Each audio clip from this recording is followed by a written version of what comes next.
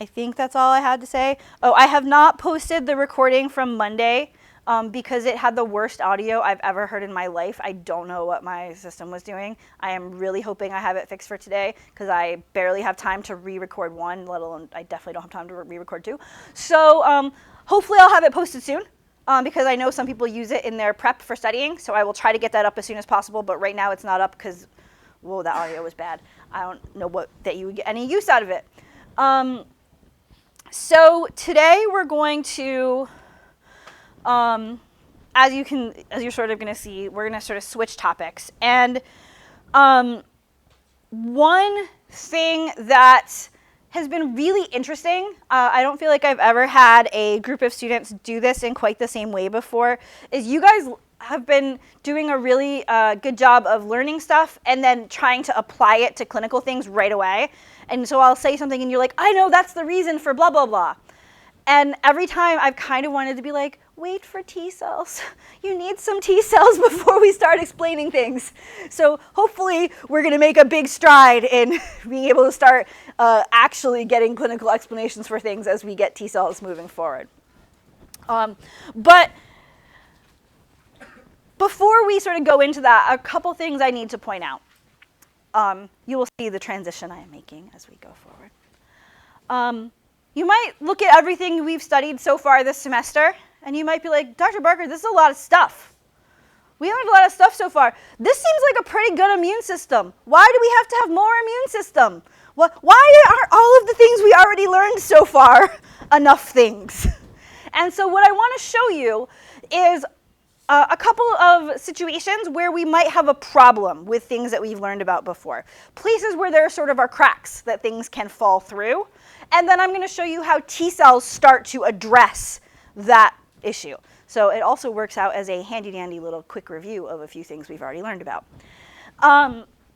So one of the things we talked about a bit is this process of phagocytosis, where a microbe can be phagocytosed by a macrophage, in this case, potentially some other phagocytic cell like a neutrophil, and degraded in the lysosome. So you might look at that and be like, that should be totally enough. Like, why do we need more stuff? But it turns out that there are a huge number of microbes that have evolved to avoid this or avoid destruction in this way. Some of them have actually made a protein that allows them to burst the phagosome and live happily ever after in the cell's cytoplasm. Some have figured out ways to actually modify that phagosome so it doesn't ever fuse with the lysosome and make them a happy home. Some of them have also figured out ways to modify the phagolysosome to make it a happy home. And so in any of these cases, they have basically made a nice compartment where they're safe from other things, where they have lots of nutrients. It's a pretty nice little home they've made for themselves. And so in fact, they are not being destroyed by phagocytosis. If anything, phagocytosis has helped them out. And so if this was the only thing that was a part of our immune system, these microbes would totally be able to win. They would totally be able to beat us. And you would say, well, that's okay because we got antibodies. And we've learned a whole bunch about things like antibody neutralization, where antibodies can bind to something like a virus, as is shown here, and block that virus from being able to interact with the receptor and get into the cell. So, and we saw a few other functions of antibodies too. And so we might be like, this should be good. We should have enough things. We should like spend the rest of the semester talking about our feelings because we learned all the things already. But we got a problem here. Antibodies are these great proteins that are secreted by B cells. They're really good at binding to things like this virus that is extracellular. Antibodies, however, cannot go through cell membranes or go through protein layers. And so if we look at this version of HIV, if we look at this virus, first of all, you will notice that only some parts of this virus, this GP120 and GP41 being the main ones, can actually be contacted by antibodies. Then we have this nice lipid bilayer. All of these parts of the virus are hidden from antibodies. It's sort of like the TSA when Dr. Dunaway goes on his flight. They're not going to look at the outside of his carry-on bag and say, this looks fine. That would be missing some information. And similarly, antibodies are missing a whole lot of information about this microbe in that they're unable to look at any types of internal structures. You might notice that here, these microbes that were causing problems were also internal to the cell. And so in fact, one thing that we do see quite frequently is that we see viruses that will mutate rapidly and change only their outside proteins, or glycans actually in many cases, and thus avoid antibody responses. So we might have this virus with purple antigens on the outside part of the virus. By the time we actually have a B cell response to make a lot of purple antibodies, that virus may have mutated such that its antigens on the outside are now red and are no longer bound by purple antibodies. And further, we might see further mutation, again allowing this virus to evade antibody recognition. So adaptive immune responses are awesome because they're so specific, but they're also so specific that sometimes a microbe can shift a little bit to get around those responses. And in this case, the microbe really is only having to change its outside and can leave all of its internal structures intact. And so clearly, this is not going to be adequate if we really want to have a full good response to this microbe. In fact, this is a figure from a review about HIV. HIV shifts its glycans on the outside frequently, thus avoiding antibody responses. So clearly, antibodies are not going to be enough. We can also think about this virus in another way. So if we think about viral replication, I told you that most of the important parts of virus replication are things that happen inside of the cell. The virus travels from cell to cell as a particle, but then infects the cell, does replication, transcription, translation, all sorts of good stuff in the cell. All of those things are invisible to antibodies. This antibody is hanging out outside of the cell. It can't go in through the cell membrane and attack any of these internal parts of the virus. And so if you think about the time of the virus replication cycle, most of the time this virus is also invisible to antibodies. And so again, antibodies are just not going to cut it if we really want to have good protection against all of these different microbe situations. One thing that you might notice they all have in common is there's something about inside the cells versus outside the cells, or inside the microbe versus outside the microbe. That tends to be a big issue that we're seeing through all of these phenomena. And so fortunately, we have another part of our immune system that really helps us to address things that are inside of cells or some of the inner components of microbes so that we can avoid all of these particular problems. And happily, those things are T cells. And so we're kind of going to shift gears now, and we're going to be talking about T cells. T cells are the other type of lymphocyte, so they develop from one of those lymphoid lineages, just like the B cells do. What you can notice here, and this is a very simplified view, is that even here you see multiple kinds of T cells. So we've got a lot of subtypes of T cells. That makes some of the kind of broad definitions of T cells a little bit hard, because there's so many different subtypes that do so many slightly different things. Coming up with one broad definition becomes a little bit complicated. So I'm going to give you a definition. You're going to hate it. And honestly, I don't like it either, but it's the best one we got. So if I think about these two major types of T cells that are shown here, you can see one of them tends to act largely through cytokine secretion. The other one largely acts by killing cells that may be infected. And so the general way we talk about T cells is that T cells interact with other cells of the body and induce them to change. I know, that's awful. But they may provide cytokines in order to alter the responses of those other cells, or they may kill those other cells. And so really the only way you can kind of summarize all that together is they make them change. But how they make them change varies by the kind of T cell. In the past, we've talked about antibodies. And if you look back at the first class where we learned about antibodies, you will see that the way I structured it was I told you a couple things about antibodies, and then I took a little diversion, and I told you some things about antigens, specifically the types of antigens that are recognized by antibodies. And once we had the antigens down, we went back to learning about the antibodies and the structure and things like that.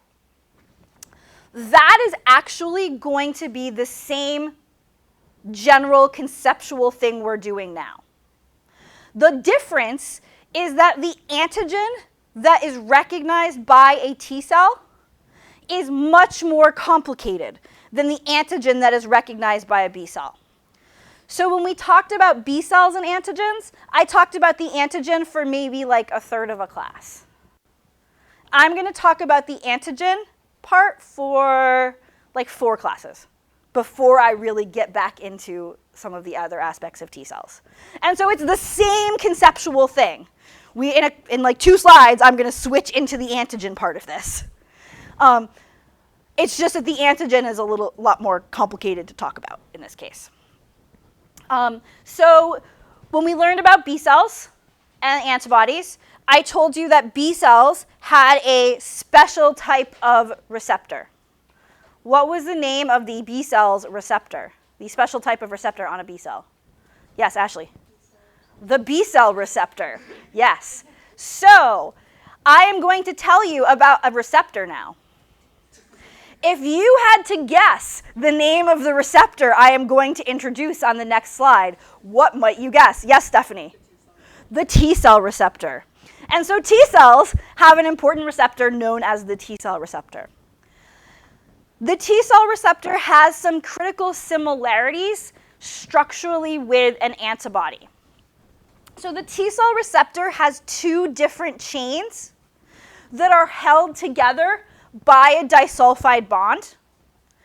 And in total, the T cell receptor structurally looks a lot like one FAB, one antigen binding arm of the antibody. So if you took this arm of the antibody and you put transmembrane domains on it, so it could be a receptor, that's basically what the structure of the T cell receptor looks like. Now it's encoded by different genes, but if you were to sort of look at how the protein folds, it honestly looks just like one of those arms. So it's made out of immunoglobulin domains. Those immunoglobulin domains are held together by a disulfide bond. They have little loops at the end that are like little fingers that touch the antigen, the CDR1, CDR2, CDR3. Same things on the ends of the T cell receptor. All of that is really similar. As we will see later, at one point people were like, oh man, we got to figure out how diversity happens in T cells and T cell receptors, and they were really worried. And then they found out that it was largely VDJ recombination that was identical to B cells, and they were like, phew.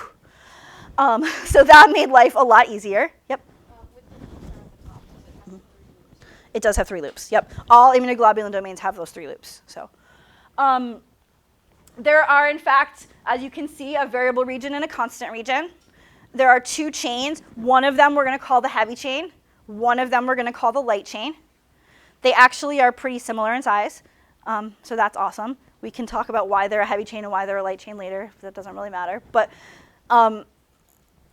So in fact, in a lot of ways, it looks really similar to the things that you've seen. As I said, the thing that gets really different is in the antigen. And the first way we really learned about this antigen is through a really key experiment done by investigators named Zinkernagel and Doherty. Zinkernagel and Doherty did this experiment. They won the 1996 Nobel Prize for this experiment. And it's sort of the key part of T-cell biology. So a couple of things that you need to know about this experiment. In this experiment, they had mice from 2 different strains.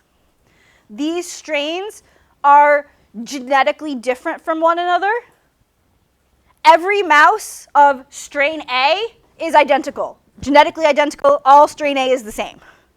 Strain B is totally different. All strain Bs are the same as other strain Bs, but they're different than strain A. That's why they get different letters. And the difference is something in terms of their genetics. That's really what you need to know.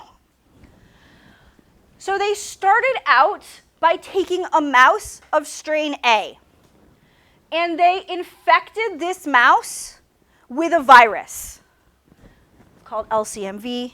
Doesn't really matter which virus they use, but they use LCMV. And they allowed the T cells from that mouse to make a response to LCMV. And after about a week, they isolated T cells from this mouse.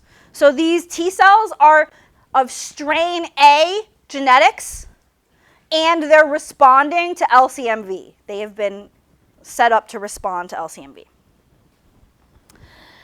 And then they put those cells into a dish with a couple of different options. Actually, it's multiple dishes. Each option is its own well. So it's like they're all the same, but really they're their own wells of different dishes. With a few different options of cells. One type of cell is a cell that is also from strain A, the same genetic background. And those cells have also been infected with LCMV. So same genetics, same virus.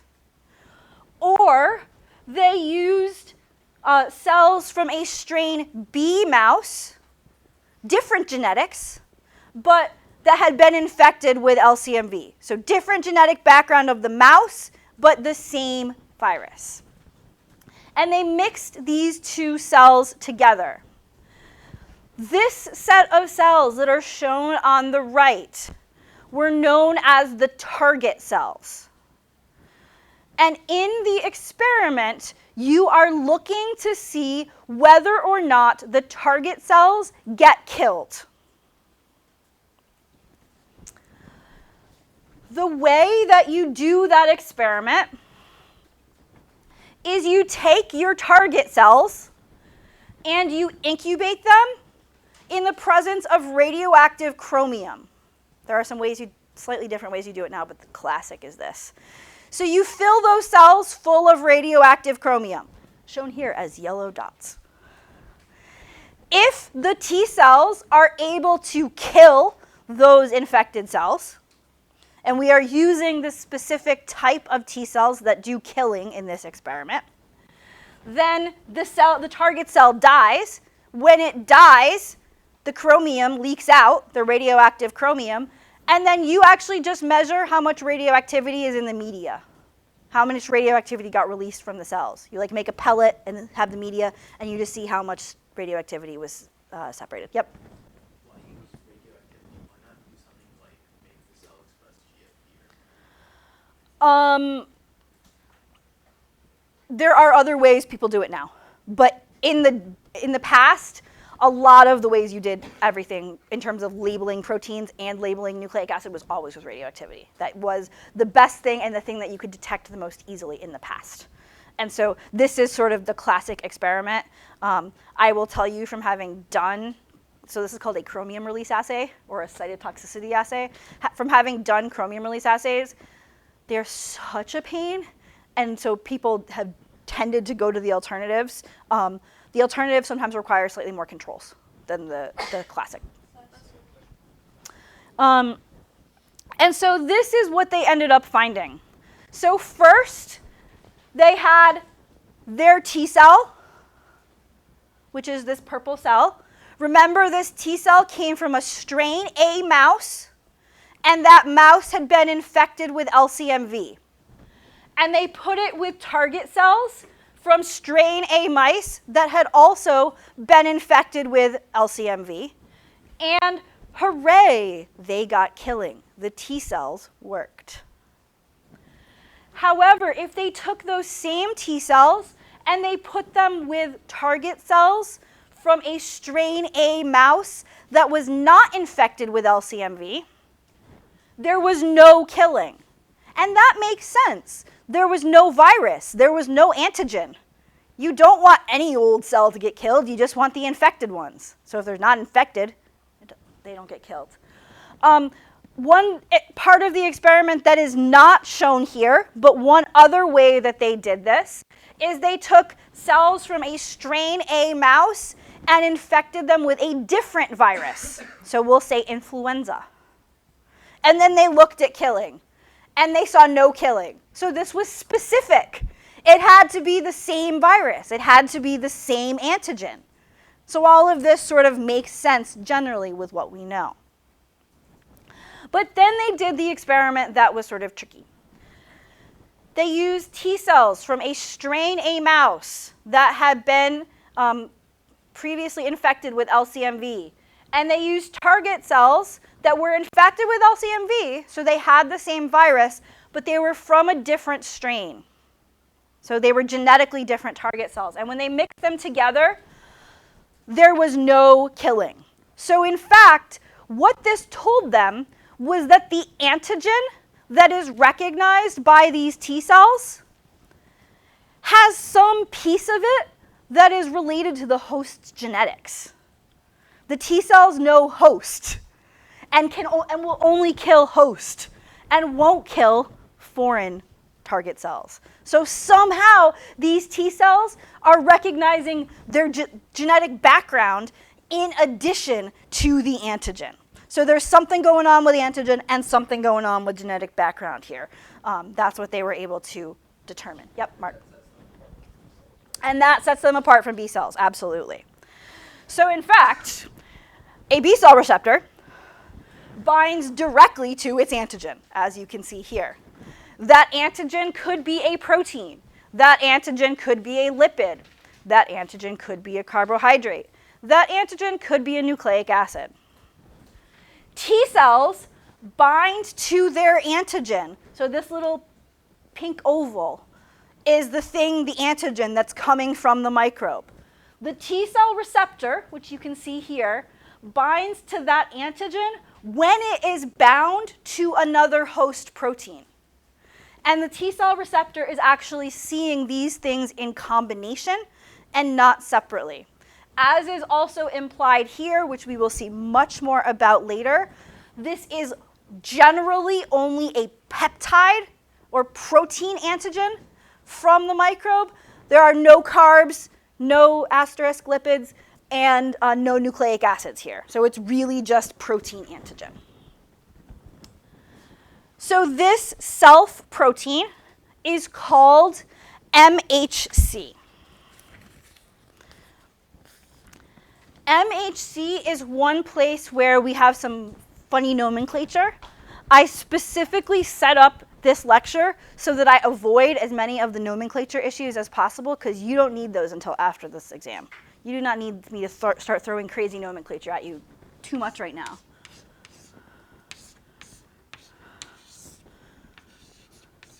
But MHC stands for Major Histocompatibility Complex. And it had been studied by a number of different individuals who were looking at the genetics of transplant and transplant rejection. And so they had found these genes as being the genes that were really important in transplant rejection, which is why they have histocompatibility in the name, because that's fancy words having to do with transplants and transplant rejection. And so in fact, if you need a transplant from someone, when you know how they have to do transplant matching, what they're matching are your MHCs. And all of the things they're doing for that transplant matching is MHC related.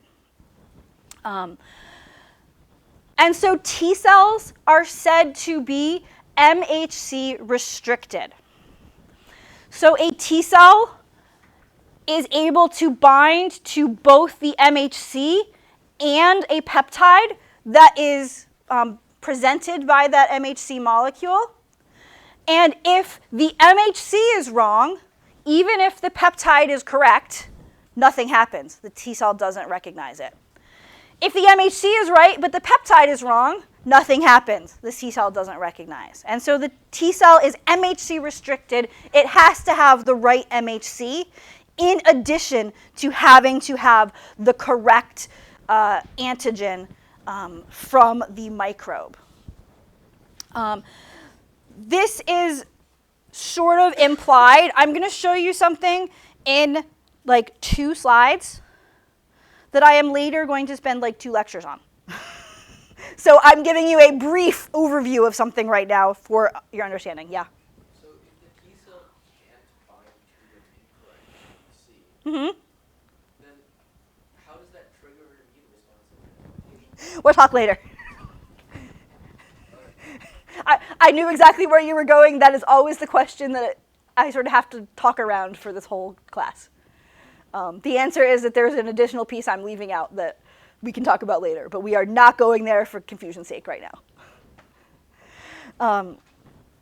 So T cells are able to do this by, as I said, they're looking at some type of molecule that is inside of our cells, or potentially something that is inside of a microbe. So we will have some protein that is from our microbe, from our pathogen. It will get broken down by proteolytic processing. And it will then bind to this sort of place in the MHC. It's officially known as the peptide binding groove. But there's this, or the cleft, you can just imagine sort of a pocket to bind to peptide, and then the MHC will go on the surface of the cell, and the T cell receptor will bind to that MHC plus peptide. And so sometimes I like to think about the MHC as basically like a flagpole that's on the cell that's sort of showing off, this is what I got inside. You can imagine it as sort of like the trophy case where you're showing off what proteins you have inside of you. Dr. Miller likes to talk about it as a 4-year-old who's like, Mommy, look what I got. There are pros and cons. There's a con to that model, but we'll deal with that later. So basically, this is how T cells get to see the insides of cells, while antibodies are not able to see inside. And any protein from the pathogen can get bound to MHC. So any part of the pathogen, whether it's an inside part or an outside part, gets on MHC and gets presented in this way. When immunologists use the word present, they are generally implying MHC. So for me, the word present has a very specific meaning. If antigen is presented, that implies MHC, so just be aware of that. Particularly, MHC molecules will present linear peptide epitopes to T cells. And so when the protein is degraded, there will be some string of amino acids that are next to each other in the primary structure that will eventually get put in this MHC molecule's peptide binding groove. So it's a line of amino acids. The peptide gets cut up. You don't care what the protein looks like folded, because we're going to cut it up and unstring it. It's always a peptide, so that's why we don't have the lipid or the carbohydrate or the nucleic acid here. That's what MHC is able to bind. And so this is another big place where we see a difference from the type of epitope that is bound by the antibody, where it's folded, and it might be something that's only next to each other in the tertiary structure and not in the primary structure. Here it's always a primary structure linear epitope. And the whole thing looks like this. I really like this figure for some reason. You will see this figure so many times over the next few classes. So we will have some peptide that is bound in this pocket of the MHC. And the shape of the pocket is really going to matter for the specific peptide that is able to bind.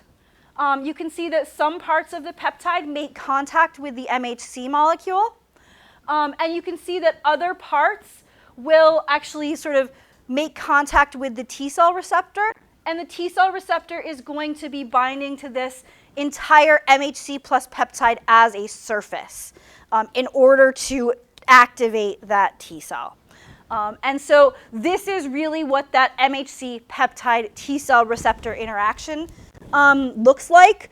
The reason why I'm pointing it out to you today is because some of the things I'm going to be saying as we keep going today are going to be related to the pocket. And so you need to know kind of what that pocket is. Yep.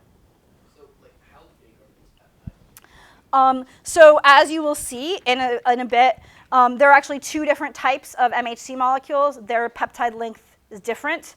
One is 8 to 10 amino acids. The other is 10 to 20. And so this is sort of another view of this MHC peptide interaction.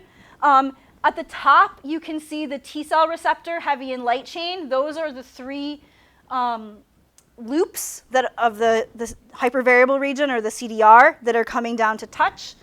This is the MHC molecule. You can see that in some ways it looks a little bit like a platter, and we're going to focus more on that structure later, with a peptide. And the loops are coming down and touching the MHC plus peptide. You can also see that picture here. One other thing that's sort of important, so here you can see the hypervariable loops, A, B, and C, from the heavy and light chain interacting with the MHC plus peptide. The angle of interaction actually ends up, we have learned, being quite important. One thing that happens in some cases of autoimmunity is the T cells actually interact with their presenting cells at the wrong angle. And so all of sort of the parts of this geometry do really matter. But one of the other things that's really sort of interest about MHC is the MHC genetics. And that's also why we have to spend some time talking about this stuff. Unfortunately, there were two groups of scientists, there were actually a lot of groups of scientists, who were studying MHC at the same time. But they didn't all know they were studying the same thing, because they were studying some totally different types of experiments, and they didn't realize they were all dependent on the same thing. So the people who were studying MHC in humans were actually looking at these antibodies that women made after pregnancy. And they were just like these interesting antibodies, and they knew like nothing. They were just like, look, some cells react and some cells don't, and there's fun antibodies, and we're just observing stuff, and we have no idea what we're looking at. And they were on leukocytes. So they called the thing that they were looking at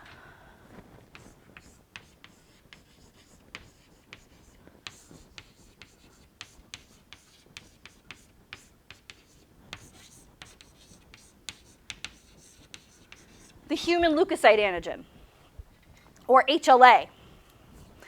HLA is now used as the name for MHC in humans specifically. So each species has a name for its MHC.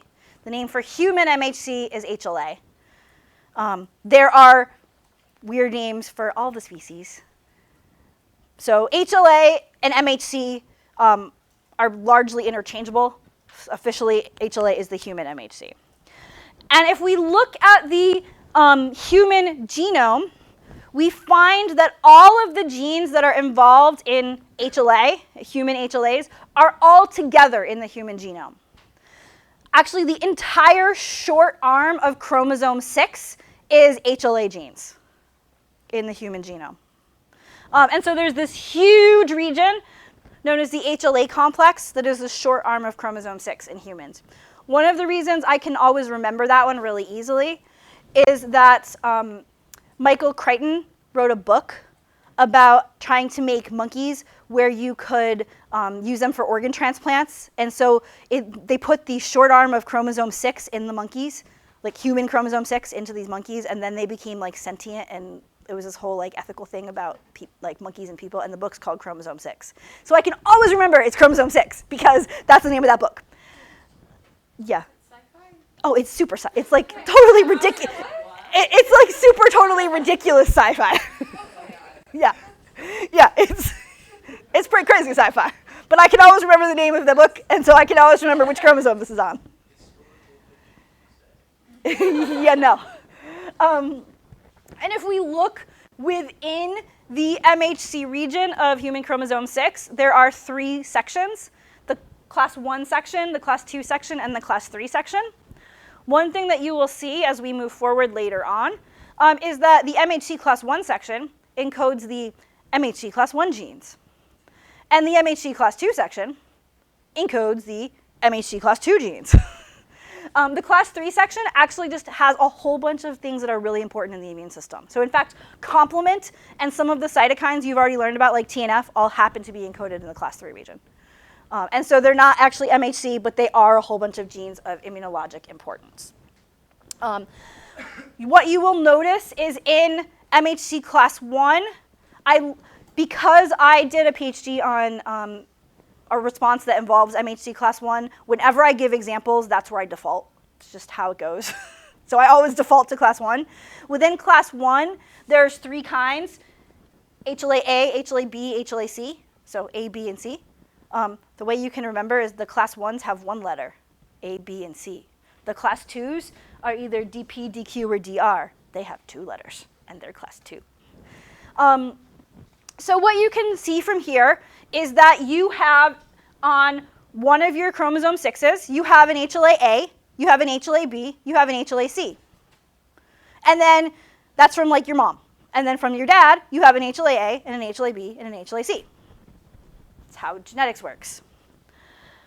These genes are what are known as codominantly expressed. So here you can see mom and dad's class 1s and class 2s. You can see, for example, that mom has 3 different class 1s, A1, B1, C1. Dad has A2, B2, C2, conveniently named to make this easy. And you can see that on the surface of the cell, all 6 of those class 1s are present. You can also see that all 6 of the class 2s are present on the surface of these cells. And so all of these different MHC molecules are found on the surface of these cells. So if I, right now, took samples from all of you and sequenced the actin gene from all of you, you all would have 2 copies, one that you got from your mom and one that you got from your dad.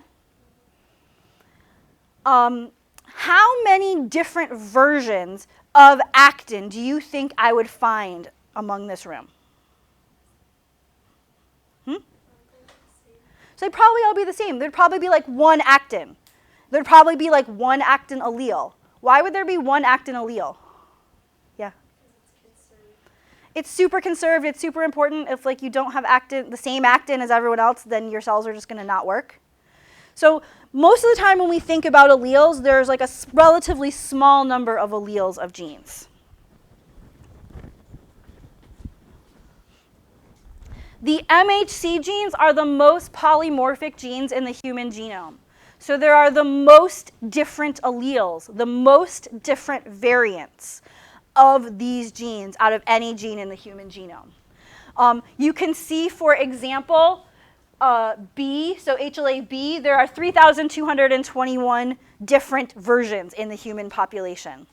And that is honestly probably an underestimate. Whenever people look, they find more.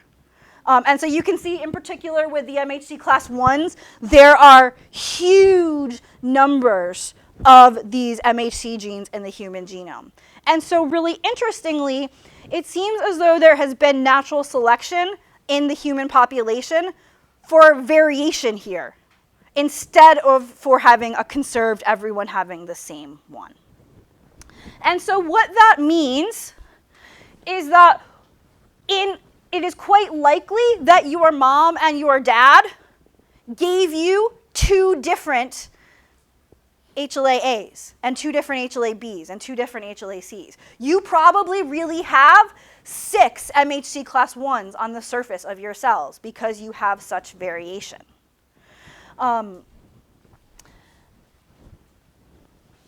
And so that is, in fact, quite likely. And it's quite likely that if we went around this room, every single one of you would have a different combo when we looked at all of these different MHCs. So your MHCs tend to make you very sort of unique.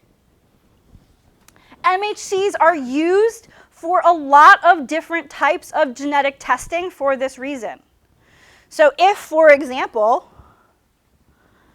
someone wanted to do a paternity test, they would generally, or if they're doing those forensics things where they're like, if there's a 1 in a million chance, it's not this person. That's because they're thinking about how rare is this combo of MHC genes.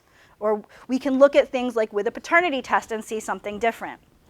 So, or see this as well. So one thing I need to actually mention, I'm realizing I did not tell you, is MHC genes are generally inherited together in a group. We don't tend to see a lot of recombination between MHCs. And so you tend to inherit them together. The official genetic word for that is that they are found as a haplotype. They are genes that frequently travel together on the genome. The MHC region is the longest haplotype in the human genome. The thing that sometimes helps students make sense of that phrasing is that the second longest haplotype in the human genome is the part of the genome that encodes the hair color, eye color, and skin color genes. So yeah, sometimes you find somebody who has super pale skin, brown hair, and blue eyes, but usually super pale skin, blue eyes, and blonde hair go together. Sometimes there's a variant between those, but usually there are certain combos that always are found together genetically. And similarly, we often see certain combos together with the genes here. And so we can sort of assume that because these genes are on chromosome 6, they're linked as a haplotype, that they are inherited together. And we can use that in things like thinking about this paternity test. So here we have an offspring, and that offspring's MHC class 1 molecules. So which version of A, B, and C that offspring has. And we have what mom has and what dad has. And so can we figure out who's the dad? Well, we have 3 possible dads. Okay, so yes, we can figure out who's the dad. Who's the dad and how do we know? I hear it. So it's 2, Tara says. How do you know it's 2? Okay, so if we look, we can see that the child must have gotten A3 from mom. That's the only thing mom could have given it. She had A11. She couldn't give it A11 because it didn't have A11. So she gave it A3. So it must have got 43 from dad. And this is the only one who could have provided 43. And we can double check. Well, which B did the child get from mom? 59. So the child must have gotten 54 from dad. So we can find 54. And we can double check here. Does it also work with C? Yeah. So we can look at these pretty easily. You will often see questions like this that I have asked people, where I ask you to identify the MHC haplotypes in this family. What that means is I'm asking you which genes are on the same chromosomes. So I'm telling you what MHCs mom, dad, and the kid have, but you don't know which ones went together on the same chromosome. So what you could do is you could look and you could be like, okay, so the kid got A2 from mom. The kid must have gotten A2 from mom. Do you see how I can tell that the kid must have gotten A2 from mom? How can I tell? Because mom has A2 and mom doesn't have A1. So mom must have given the kid A2. So The kid got A2 from mom. What B did the kid get from mom? So we got B27. Okay. And then what DR did the kid get from mom? DR3. This is what must have been the combo on one of mom's chromosomes. So this is mom's haplotype 1, or mom's chromosome 1. What's mom's other chromosome? Yeah, Mark. Yeah, so A3, B12, DR3. Okay. What are dad's two? Yep. It's whatever is on the child that they didn't get from their parents. Okay, so A20, B57, And DR5. DR5, and then what's dad's other one? Leftovers from that. Which are? A1, B7, and DR2. DR2. 4 points. So that would be an answer to a question like that. When I'm asking you to identify the haplotypes of the mother and father, I want haplotype 1, 2, haplotype 1, 2 from each parent. And so you would want to do something like this. So we can use this great MHC variation to, do fun genetics. But one thing that you might ask is, between all of these different alleles of MHC, where in the MHC molecule are they different? Because it turns out they're different in a specific spot. All of the MHC molecules that vary from one to the other differ in the amino acids that are found in that pocket that binds to peptides. And so the red places are the places where they vary. And so all of our variation in A2 versus B27 versus A3 versus B12, all of the variations between those are found in the pocket. As a result, each of those MHC molecules can bind a different subset of peptides. They each can bind to a slightly different set of peptides based on what shape their pocket is. So this is an example. These are two mouse MHC molecules. You can see that this particular one can bind to peptides that have a phenylalanine or a tyrosine at position 5, and a leucine or an isoleucine at position 8, and kind of whatever at the other ones. Those are probably the amino acids that touch the MHC and actually make it go down and bind and hold into the pocket. And so you can see that this MHC molecule can bind a bunch of peptides, but they all have in common a couple of amino acids. And those would be these amino acids down here that are holding that peptide into that particular MHC molecule's pocket.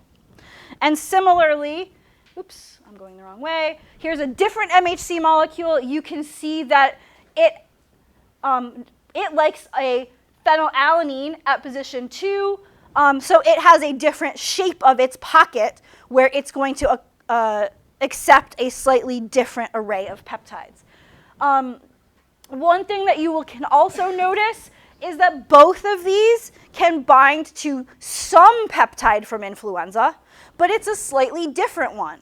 So both of these types of mice will make a response to influenza, but their response will be slightly different.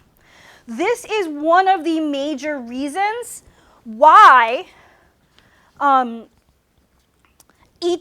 one of many reasons actually, why different people have different responses to the same pathogen. Because some people have an MHC that's really good for responses to influenza. Some have an MHC that's kind of meh for responses to influenza. And so because we each have a different MHC molecule, we are each going to make a slightly different response. Lexi, you had a question? You answered it. Okay, Mark? I forgot it. Okay. And so this is just another way of showing you this particular type of data. So this is just looking at HLA types and HIV. You can see that some of them lead you to having slow progression and low amounts of virus. So you do pretty well when you're infected with that virus. Other MHC types are pretty bad for when you have HIV. And so variation in your HLA type will allow for a different response to any individual infection. Yep?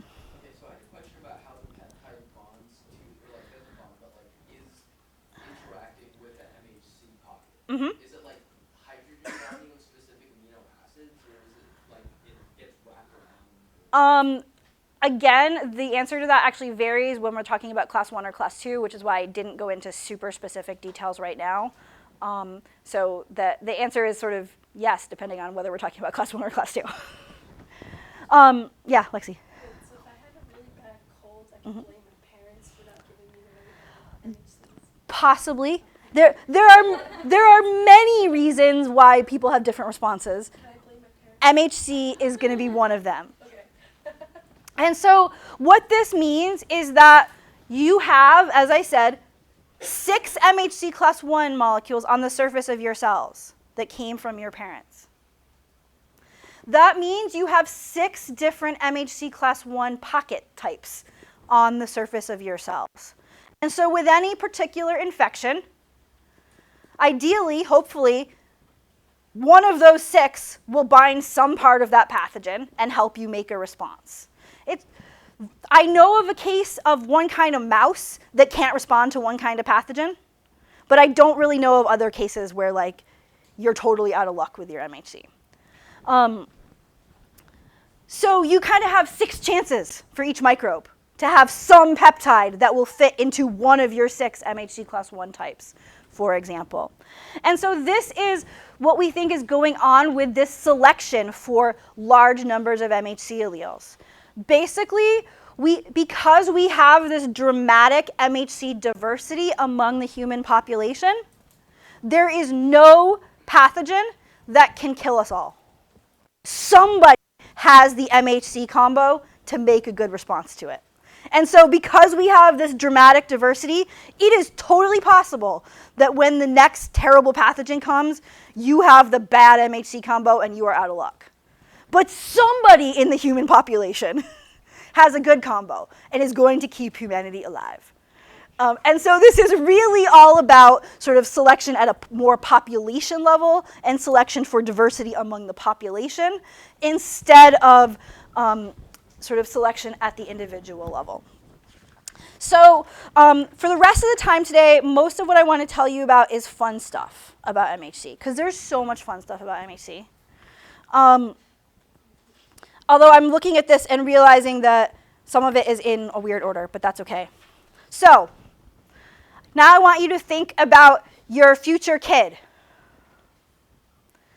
Do you want your future kid to have like 2 copies of HLA-A1, one from you and one from their other parent? Or do you want them to have 2 different ones? You probably want them to have 2 different ones, right? You probably want your kid to have relatively diverse MHCs. Yeah? But if they do the same one, they have like a stronger response against a certain kind of... They might have a stronger response against a certain thing, but you don't necessarily know what that is, and they also have fewer chances against all the other things. So is there any way that you can make sure that your kid has super diverse MHCs? Yeah, Nick? You could genotype. So one of the funny things I like to talk about is that evolutionary psychologists have actually done some experiments, and they seem to have data that says that we are attracted to people with diverse MHCs from us. And so what they have shown is they actually have had, they had men work out in t-shirts and sweat in them. And then they gave them to women and asked them which t-shirts smelled the most attractive. And it turned out that the women were always more attracted to MHC dissimilar men. Yeah, like, go for it, pull it up. But I mean that's the data. So this has been replicated a number of times. It's nuts. I can come up with very little ability of molecular mechanism of how you smell people's MHC.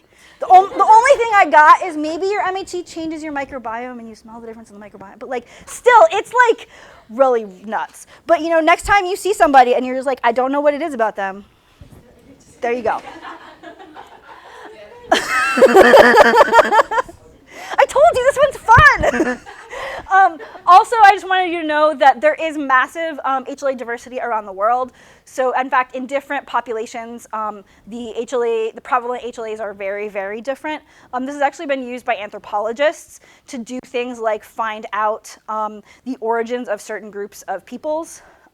So, for example, there are some people who live on islands here, and there was this whole thing about did they come from Asia or did they come from South America, and they actually ended up figuring that out by looking at which MHC genes were the most similar.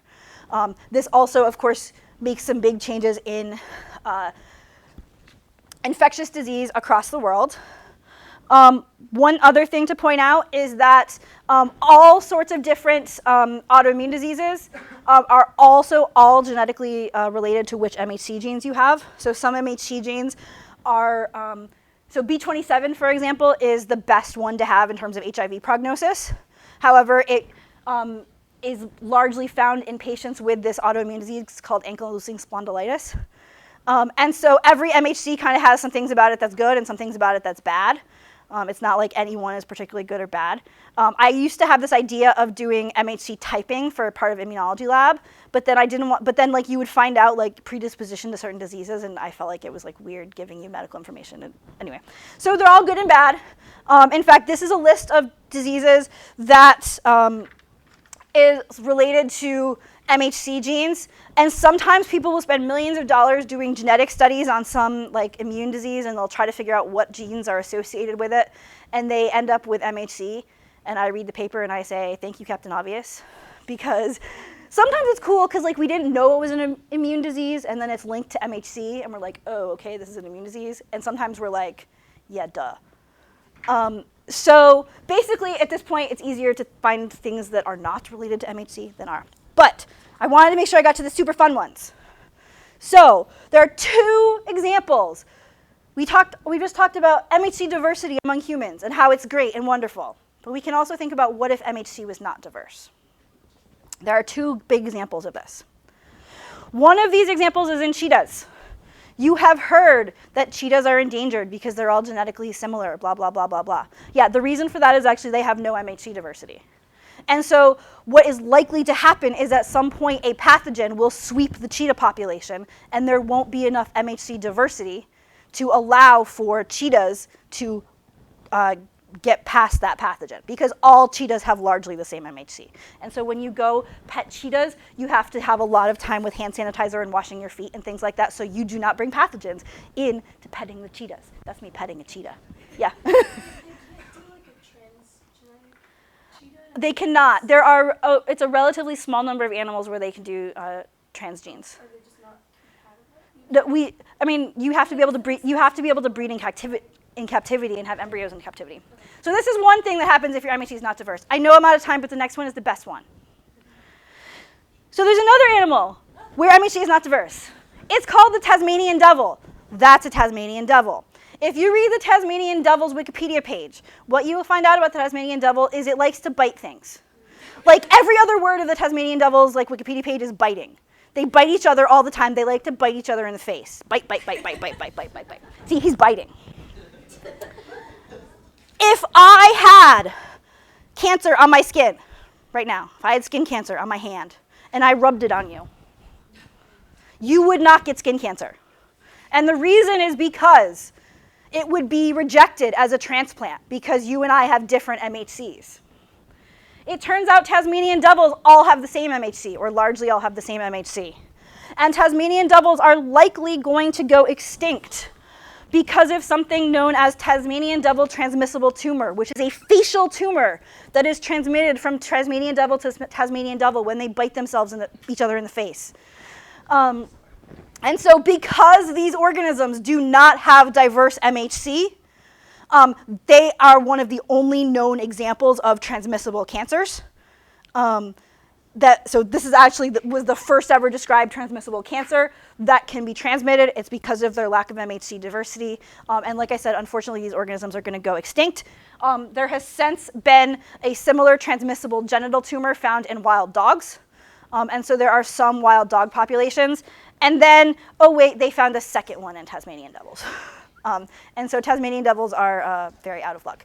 Yeah, Lexi. I was going to say, to fix the diversity problem, non-intelligent mutagenesis be used, non-intelligent design be used to possibly I mean, so basically what you'd want to do is you'd want to give them all a whole bunch of radiation. Yeah. Again, you'd have to have a large number of them in captivity that are breeding in captivity and that have embryos in captivity. And right. So anyway, MHC is really cool and important. Come to the review session tonight if you have questions, and we'll have an exam on Friday. Yay.